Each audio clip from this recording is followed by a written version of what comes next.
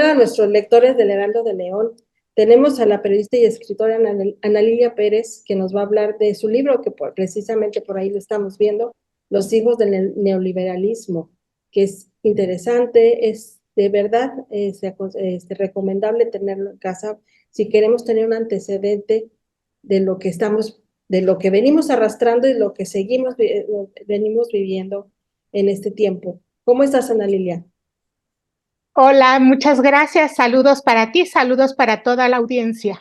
Muchas gracias. Platícanos un poquito de este libro que, pues, híjole, son muchos datos, son muchas, las estadísticas, son muchas las investigaciones que has hecho con respecto a estos casos, a estos programas sociales que en verdad han sido motivo de saqueos, y creo que los seguimos padeciendo. Sí, este libro hace una radiografía de la manera mediante la cual se han aplicado políticas de gobierno en distintos periodos, estructuras y reestructuras de gobierno también, cómo se ha llevado la administración pública. Y esto, bueno, ha tenido un efecto en la sociedad porque cada sexenio vemos que llega una presidencia con sus planes de gobierno, eh, presentan programas y luego esos programas, cómo se van aplicando y el impacto que eso tiene.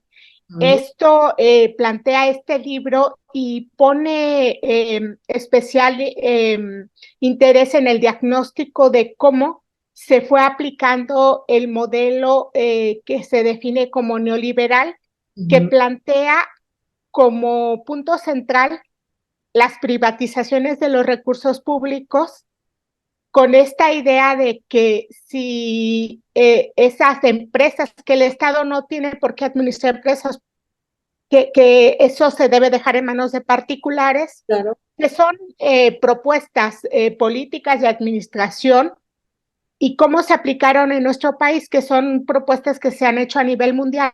Ujú.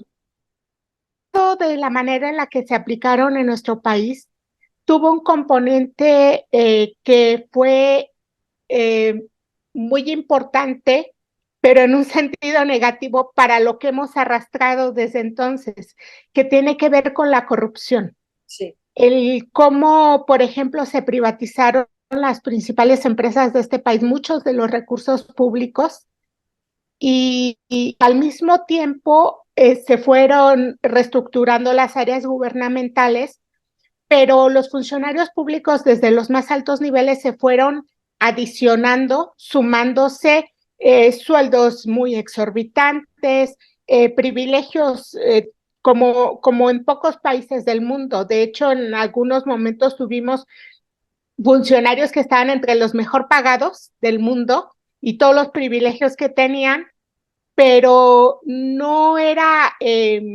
proporcional a su desempeño. Y bueno, esto es parte de la historia que todos en nuestro país hemos padecido. Cómo se fue convirtiendo el servicio público también en un trampolín, en una manera de enriquecimiento personal de muchos funcionarios. Y por eso se va detallando el cómo desde las áreas de gobierno los funcionarios públicos fueron diseñando todos esos mecanismos para el enriquecimiento personal. El libro plantea cómo aquellos que debían velar por el interés público, administrar los recursos de todos los mexicanos, se fueron convirtiendo en arquitectos de sus propias fortunas. De eso va también la investigación que se presenta en este libro. Sí, y esa es bien hablas que cuando inician estas privatizaciones en el gobierno de Miguel de la Madrid en los años 80, que es cuando empieza estos programas que pues en realidad vienen arrastrando esta pobreza que creo yo que se está acentuando más la pobreza extrema. Entonces, en el caso el tuyo, que has hecho estas investigaciones de todos esos programas que pues en realidad creo que no han servido de nada. En el libro se plantea cómo, pongo un ejemplo, la administración de Enrique Peña Nieto, cuando llega con todo ese paquete las que denominaron reformas estructurales, que es el regreso del PRI a la presidencia después de los 2 periodos que tuvo el PAN en el gobierno federal. Sí. Y se planteaba que con ese paquete de reformas estructurales se llevaría a México a otro nivel en cuanto a economía, desarrollo, derechos garantizados para todos, pero no ocurrió así, fue un fracaso. Ujú. Y mucho de ese fracaso tiene que ver con recursos públicos que, por ejemplo, iban a programas muy importantes para una parte de la población, terminaron desviándose. Sí, Recordará la audiencia cómo se puso en marcha, por ejemplo, una serie de programas que englobaban lo que se denominó Cruzada Nacional contra el Hambre. sí. Y estos programas tenían que atender a la población, pues la más vulnerable del país. Pero en el libro se va explicando cómo fue el fracaso de ese programa desde el arranque Ujú. y quiero subrayar que lo que está exponiendo este libro todo tiene fuentes que se pueden identificar en el libro de dónde sale la información. Se revisaron auditorías, se revisaron muchos documentos contables, pero no por eso es un libro que no pueda tener una compresión para cualquier lector que desee consultarlo. Vamos, los periodistas también nos preocupamos por hacer que la información llegue a nuestras audiencias de manera clara, de manera comprensible también. Claro, con un lenguaje digerible y que pues aquí lo expones y que creo que todos como todos tenemos acceso a esta información. Tú como periodista pues, lo has tenido y para hacer este libro, pero me llama la atención que hablas de la burocracia dorada. Si me pudieras platicar un poquito más. Sí, planteaba que al mismo tiempo, cuando comienzan a privatizarse las empresas más importantes bueno, estratégicas para el país a partir de los años 80, porque estas privatizaciones se fueron dando en muchos periodos. Y al mismo tiempo comienza a reestructurarse la administración, se definen sueldos, se definen privilegios que van a tener pues quienes administran los recursos públicos. Y esto va desde presidentes, que en esta investigación se puede ver cómo se asignaron las pensiones presidenciales, por ejemplo. Y en el libro también puede el lector revisar los recibos de pago que recibían los expresidentes para cobrar estas pensiones también. Atención. Eh, se, se están incluyendo este tipo de documentos. Se incluyen también nóminas de cobros muy exorbitantes también que tenían pues funcionarios públicos, la alta burocracia, la burocracia dorada, por el tipo de privilegios que van recibiendo, que bueno, es un abismo entre lo que percibían esos funcionarios de puestos de alta relevancia a lo que podía recibir eh, la mayor parte de la ciudadanía en este país.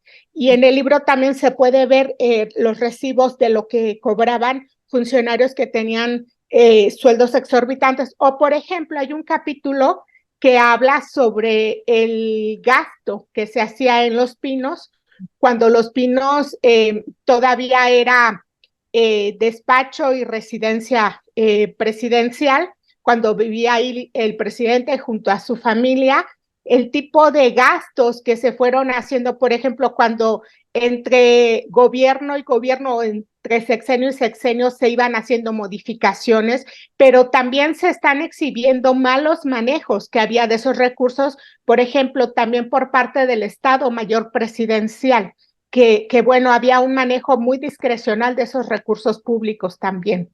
Sí, ¿no? Y la investigación yo creo que te ha llevado a otros casos como el Fobaproa, como el Huachicol, este, en fin, o sea, todos los documentos que están, los expedientes en las fiscalías también. O sea, no sé, o sea, tienes tela de dónde cortar, ¿no, Ana Lilia? O sea, ¿este libro te dará para más?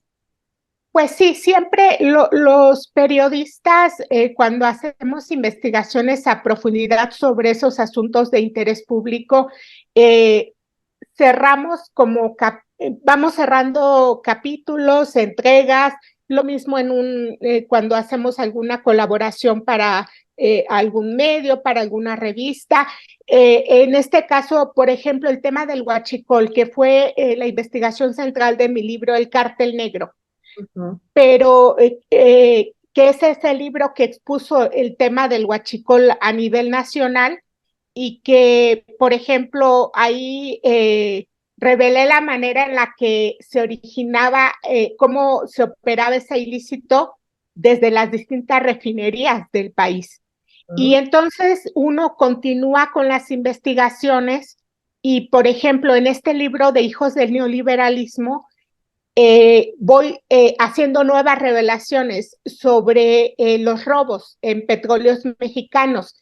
En este caso tiene que ver con el desmantelamiento de plataformas petroleras, que fue un saqueo también muy costoso para las instalaciones de Pemex Sí. y que además estamos hablando de plataformas petroleras en la región más productiva para la paraestatal, Sí. que es en la sonda de Campeche, cómo entraban grupos armados a desmantelar plataformas y llevárselas. Y en el libro se está puntualizando cómo se fueron dando el saqueo de esas plataformas también. Sí, y eso también marca, yo siento, Ana Lilia, que marca esto la pauta para que nosotros como ciudadanos comunes, bueno, todos somos ciudadanos periodistas, todos somos de a pie, pero tengamos este conocimiento de lo que de lo que hemos venido arrastrando y lo que tú crees que seguiremos viviendo, Ana Lilia. ¿Tú crees que este Para, sexenio no sea la excepción? hay casos también que se plantean que tienen que ver con la actual administración.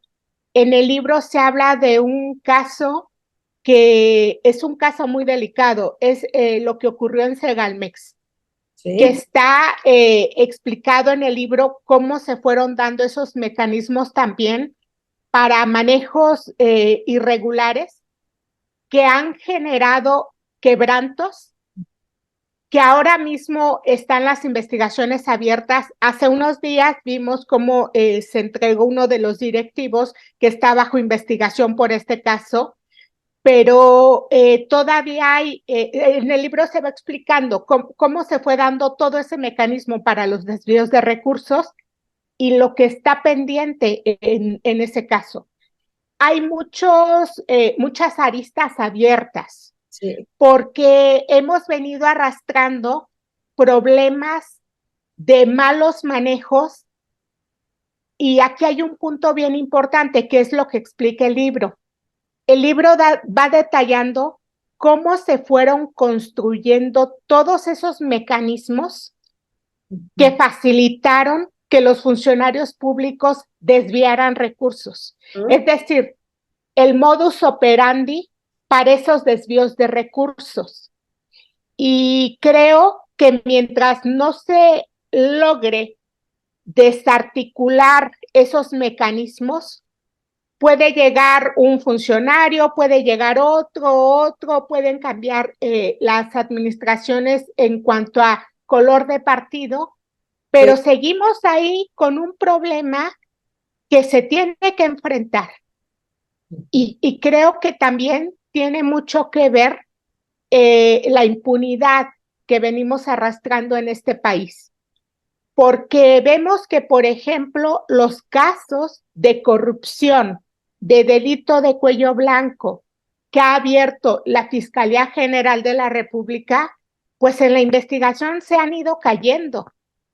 Y esto no es por falta de elementos que puedan sustentar que se lleve adelante una investigación. Los periodistas hemos hecho trabajo de investigación donde se aportan muchísimas pruebas de malos manejos, pero hemos tenido un trabajo muy deficiente de la fiscalía y mientras no se fortalezcan esos mecanismos de combate al delito y que pueda combatir también la impunidad procesando esos casos, pues vamos a seguir arrastrando este tipo de problemáticas. Y como bien explicas, los periodistas tenemos la obligación de exponer esa información que tiene que ver con el qué está afectando a las audiencias, qué afecta a la ciudadanía, por qué los recursos que se destinan a un programa terminan por no llegar a esa población que lo requiere, por qué no salen adelante proyectos que son integrales para el país, como el mismo caso Segalmex, que tenían que impulsar todos esos programas de autoabasto, de producción de los pequeños productores del país, y qué es lo que ha fallado.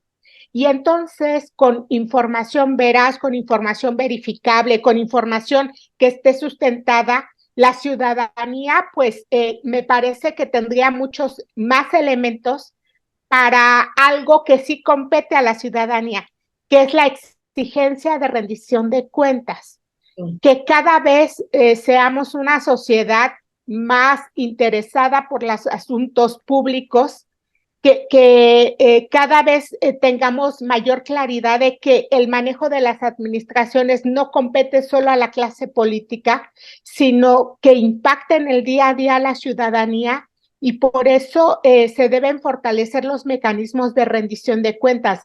Y creo que en esta parte es donde los periodistas podemos aportar más con nuestro trabajo. Sí, claro, Ana Lilia, y creo yo que con estas investigaciones, esto que estás poniendo, que es veraz, que son de fuentes fidedignas que se hace en el periodismo, creo que has pisado muchos callos, ¿verdad, Ana Lilia? Entonces, creo que no te ha sido fácil el camino. No, no, para mí no ha sido fácil. Desde que investigaba esos delitos de cuello blanco en petróleos mexicanos, desde hace ya muchos años, desde que indagué tráfico de influencias de funcionarios de cargos públicos importantes en petróleos mexicanos, desde que indagué y revelé el tema del huachicol, que fue en un periodo donde empezaba el huachicol como una práctica y empezaba a crecer, y lo expuse en un libro que se publicó desde el año 2011, que fue El Cártel Negro. Ya había publicado Sí. algunos reportajes y bueno, tuvo para mí como consecuencia persecución, amenazas, muchos agravios, y tuve que estar en exilio político también durante varios años. Y bueno, también en el trabajo de investigación que hacemos los periodistas, siempre hay obstáculos, siempre hay dificultades para sacar adelante las investigaciones.